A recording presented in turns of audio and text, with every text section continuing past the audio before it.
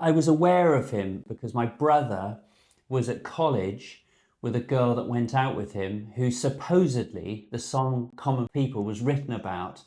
And I don't know whether this is common knowledge, but Okay, Dad, we're at my mum's now. Uh, mm, let's talk about Jarvis Cocker.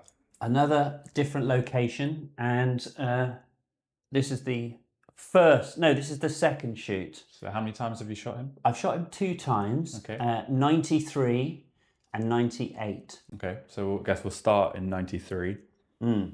Tell me about it. So that was for Select. It was a strange shoot because I sort of, as I drove further sort of south of the river, I was thinking, this doesn't look like the sort of place a rock star would live, proper tower block. Sort of knocked on the door, and Jarvis's flat, before it was a thing, it was completely chocker full of stuff that was kind of retro. We used to call retro kitsch, mid-century modern. Gotcha. I sort of developed a taste for. Probably I was influenced by him actually. But yeah, it was like a showroom selling really cool stuff. Okay.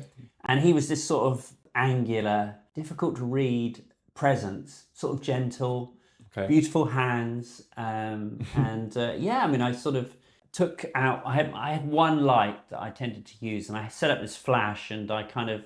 It was at a time when I hadn't yet twigged that it's always better to use daylight, and so I sort of automatically would just get out my flash out of its case and start setting it up. Gotcha. He was a cool person to photograph, but I don't think Common People, the sort of incredibly powerful anthem that sort of starts slow and then builds into this huge juggernaut, this sort of tsunami of music, I don't think that had been released. Okay. And so they were kind of more of a cool indie band. Everyone liked them at Select. They Okay. weren't mainstream. And do you know why you were shooting them? Was it for They something? were, I think they were regulars in Select. Gotcha. They were kind of the textbook definition of indie, really. Okay. And he'd yet to sort of develop into this sort of national treasure that he is now. He was sort of a kind of esoteric figure, sort of cultured and ploughing his own furrow. Gotcha. Hugely influential. I mean, people that followed were like Blur and Suede and stuff, but Yeah.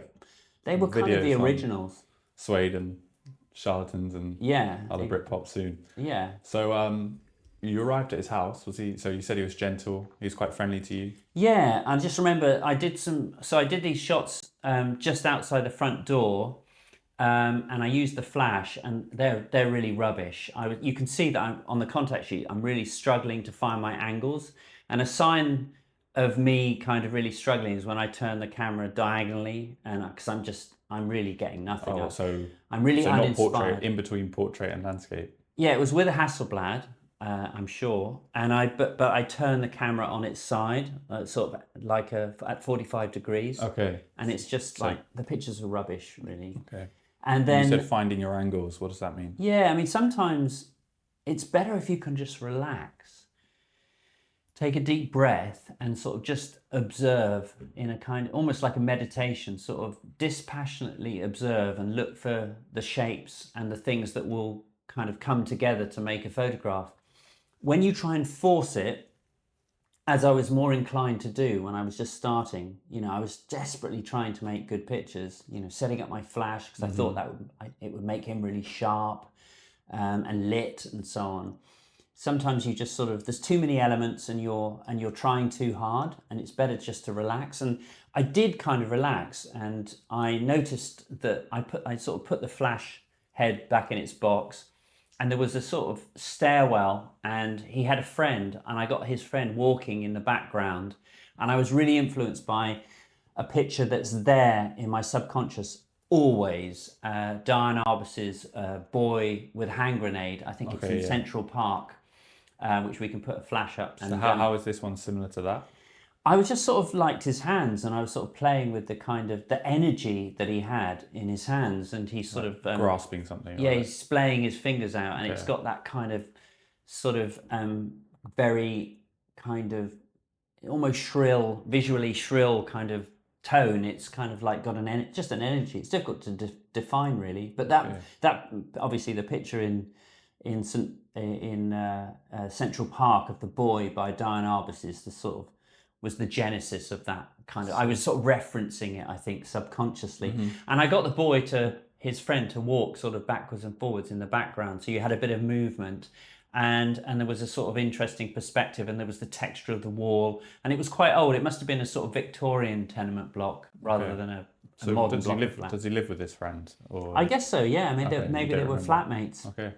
It might have been a squat. You know, it was kind of a squat. Yeah, quite possibly. I mean, it was clearly at a time before he became huge and really. And I had this. I also had I was aware of him just because of my circle of friends, because my brother was at college with a girl that went out with him, who supposedly the song "Common People" was written about. And I don't know whether this is common knowledge, but she was the daughter of Michael Heath, and her name was Lotta Heath. And she was very beautiful. I think her mother was from Denmark, and she'd gone out with William Leith, who was a writer at The Observer, and she'd also, before that, I think, gone out with Jarvis, and the song had been written about her. And, well, Nick, Well, my brother was at St Martin's. There you go. And in the song he mentions. My brother's at St Martin's, and Lotta was in his class, and so it was kind of the part of the folklore. It was a very cool place. St. Did Jarvis Martin's. go to Central St Martin's? I don't know. I think so. I think he did. Yeah. Or certainly he was part of that sort of scene. And I think the lyrics go, "She studied sculpture at St Martin's." Yeah, something like that. Yeah, definitely mentions CSM. So you were at the block, and he wasn't wearing his coat yet, right? The one behind you. No, God, no. So that was the first shoot. That's the same day, right? No, that's the second shoot. Okay, my bad. So that's 98.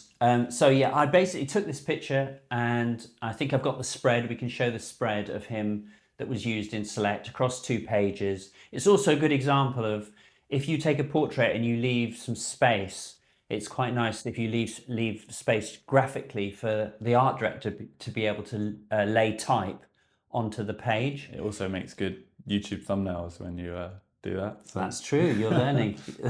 It's basic sort of graphics, really. And and then we went inside, and I did some with, I think, available light, and I was just getting him to sort of play with his fingers, and So that was inside his flat. Yeah, I mean, quite often it can look very awkward if you get people to sort of pose with their hands, but when you're photographing somebody that angular, who has such long, elegant fingers, it worked well, and he did it naturally.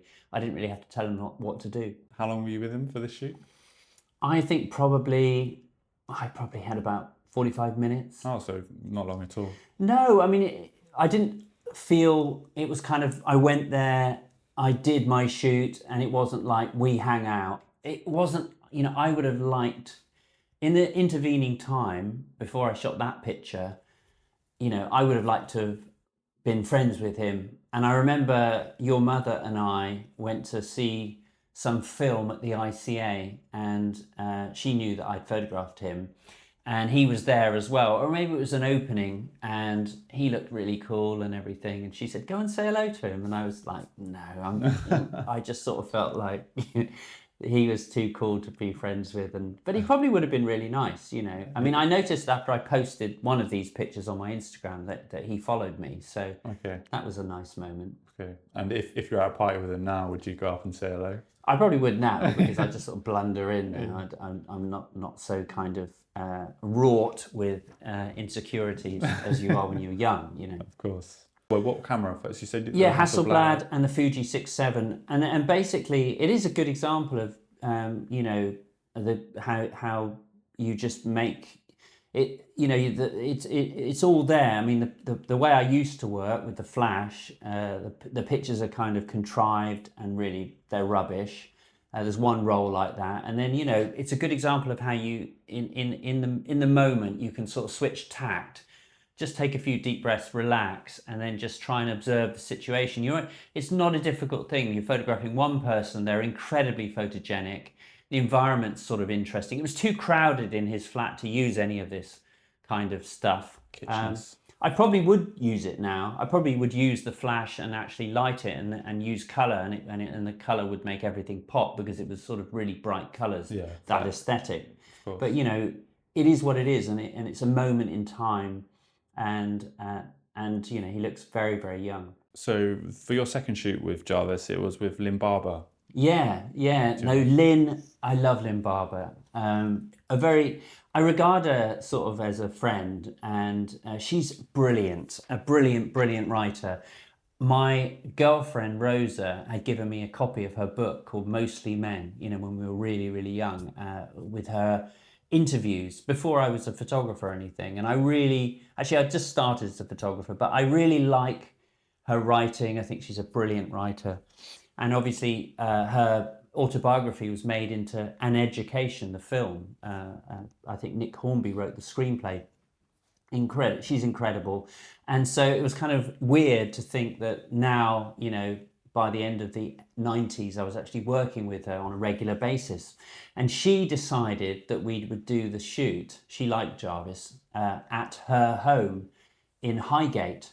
And it was after we'd done some pictures in her house, it was put forward as a possibility that we could maybe go to Highgate Cemetery, which is sort of very gothic, obviously overgrown with ivy and sort of it's kind of got this very dark and macabre sort of aesthetic. But I didn't think it really worked with him, and so I unilaterally decided that we instead go to this municipal park called Water Row, I think it was called, but it's adjacent or near Highgate Cemetery, and there were a line of trees, and I like the sort of anonymity of actually taking of somebody that's getting quite famous, and he was famous by this point, and actually kind of making them anonymous.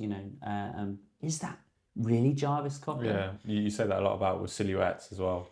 Yeah, I mean, it's sort of repeatedly, one thing I always keep saying is less is more. So it's good. It's good if people can look at the photograph and it sort of raises questions rather than it's an obvious thing just to sort of fill the frame with Jarvis and him be instantly recognizable. It's more fun to kind of like play with that. And so to that end, when I used to go to Tiverton High School, we used to call it going uptown, and I had a snorkel parka. One of those with the hoods and everything. And we'd actually zip other people up like that when we were sort of messing around. We'd zip other people up into their hoods. And so I just played around with that, and probably influenced a little bit by David Bowie's picture of Mick Jagger. Okay. Which is a famous shot with a hood. David Bowie took it. Yeah, David Bowie. Not David Bowie. Did I say David Bowie? Yeah. I meant David Bailey. David Bailey. Yeah, David. I'm sure David Bowie could do anything, but David Bailey took this picture of Mick Jagger with a hood with fur around the edge, and it's a really cool picture. I'll put it up. Yeah, and basically I kind of was referencing that, but strangely enough, in the year that my picture came out, and it was used on the cover of the Observer. Someone did an advert for Smirnoff with a model wearing alcohol. The vodka, and having a similar kind of model wearing a similar kind of coat, all zipped up and everything. And somebody said to me, "Oh, someone's ripped off your picture." But nothing is new under the sun. Yeah. We're all kind of standing on the shoulders of giants. We're trying to sort of be influenced by and take things on visually, and that's what I did. So the pictures in her house I shot in her daughter's bedroom. I mean, her daughter's probably a fully grown woman now with her own children, but at the time, she was a teenager, so it was quite cool that she had Jarvis in her bedroom. Yeah. And he had this sort of T-shirt with like a puppy on it. And again, he's just so cool, and the way he dressed and his sense of style. I think the second shoot is more comprehensive because I've got shots inside, and I was more relaxed by that point. I'd had your sister, you were yet to be born, but I was sort of, starting to be more fully fledged as a person and more confident as a photographer. So I would, I felt that I wasn't sort of so much of an imposter, which is what you can feel at the beginning of your career. I think that's the same in every industry. I think it's that age. Yeah. Imposter syndrome is real. Yeah. And then one thing that happened that year, I entered the picture of Jarvis and two other pictures into the Taylor Wessing. It wasn't called the Taylor Wessing then, it was the National Portrait Gallery competition, the John Cabal or Schweppes or whatever it was called. And I got all three pictures in the exhibition, and then I won a prize with the picture of Jarvis. Congratulations. Yeah, So yeah, this is in the National Portrait Gallery, this one, isn't it? well, it was in the exhibition for the Is it not in the portrait prize. permanent I don't collection? know if it's in the permanent I collection. I think wouldn't it be might surprised. Yeah, Yeah. I'm not sure. You said you kind of want to make him almost anonymous. And I was wondering, actually, with someone as big as Jarvis, and you're going out in public, you're going to a park or a cemetery, do you not find the public crowd these people? Or I think that one byproduct of shooting, each situation is different. So, like in New York, no one really pays any attention. I remember photographing Massive Attack, and I shot them against this wall in New York. And I guess Massive Attack kind of not fly under the radar, even though they're really cool. I love Massive Attack.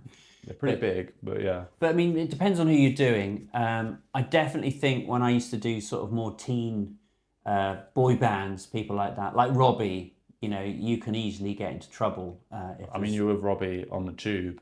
Yeah. You can put that picture up as well. Yeah, absolutely. Did you not find people swarm? You don't. No, I mean, I don't. I think someone might have recognised Jarvis, and occasionally someone might come up and say hello and ask for an autograph. But that's cool. And sometimes, I think it's less British. I think maybe in America, yeah, it would happen. I think more also often. London's quite a cool city now. It's a Yeah. bit like New York, so people. They're not going to give you the satisfaction of recognising you, Yeah. even if they do, or they might just think, leave them in peace. Yeah.